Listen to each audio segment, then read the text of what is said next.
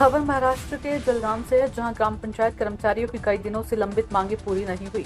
उन मांगों को जल्द से जल्द पूरा करके ग्राम पंचायत कर्मचारियों का जीवन सुखमय बनाया जाएगा। अगर ये मांगे जल्द से जल्द पूरी नहीं हुई तो पदाधिकारियों ने कहा कि वे 8 सितंबर 2025 को सतारा कलेक्टर कार्यालय पर धरना देने वाली हैं। कहीं सालों से चल रहा ये संघर्ष जल्द से जल्द पूरा करने की मांग हो रही है। चंदू खरे की रिपोर्ट।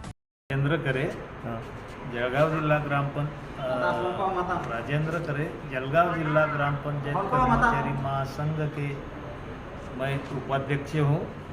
हमारी जो मांगे सरकार को हम बार बार सूचित कर रहे हैं, निवेदन दे रहे हैं, मोर्चे निकाल रहे हैं, लेकिन हमारी मांगों पर कोई सरकार विचार नहीं कर ली। इसलिए हमारी मांगों पर हमारे संगठन ने जो निर्णय लिया है, आज के दिन 18 अगस्त के दिन विभागीय आयुक्त कार्यालय नासिक को निवेदन देने का और उनकी तरफ से ये निवेदन महाराष्ट्र सरकार को भेजने का हमने ये किया है संबंधित अधिकारी से।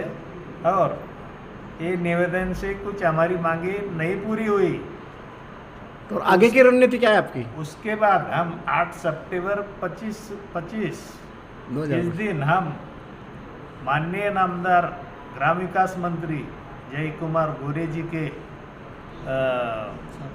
सातारा जिलाधिकारी कार्यालय के सामने हमारा धरना जारी रहेगा। सप्टेंबर 25 पासून याची सुधारित प्रयत्नाची अंमलबजावणी व्हावी ही एक प्रमुख मागणी आहे। वसुली आणि उत्पन्नाची अट ही जी काही आहे ग्रामपंचायत कर्मचाऱ्यांना लादलेली ही अट पण आमची रद्द व्हावी। ग्रॅज्युटी असेल, ग्रॅज्युटीची मर्यादा असेल, त्यावर काही शासनाने बदल करून सरसकट ग्रॅज्युटी कायदा लागू करावा। ह्या विविध पेन्शन योजने ग्रामपंचायत कर्मचारी रिटायर होतो पण त्याचे रिटायरनंतर हलाखीचं जीवन जगतो, त्याला काहीतरी पेन्शन मिळावी ही पण एक मागणी आमची आहे। ह्या मागण्या जर आमच्या शासनाने जर आत्ता मंजूर केल्या नाही तर आम्ही ठरल्याप्रमाणे 8 सप्टेंबरपासून आम्ही नामदार जयकुमार गोरे साहेब ग्रामविकास मंत्री यांच्या सातारा जिल्ह्यातील कलेक्टर ऑफिस समोर बेमुदत आमचं राज्यस्तरीय असं ग्रामपंचायत कर्मचाऱ्यांचं धरणे आंदोलन त्या ठिकाणी आम्ही आयोजित केलेलं आहे। अशा शासनाला मी आजच्या निवेदनातून कळविलेलं आहे।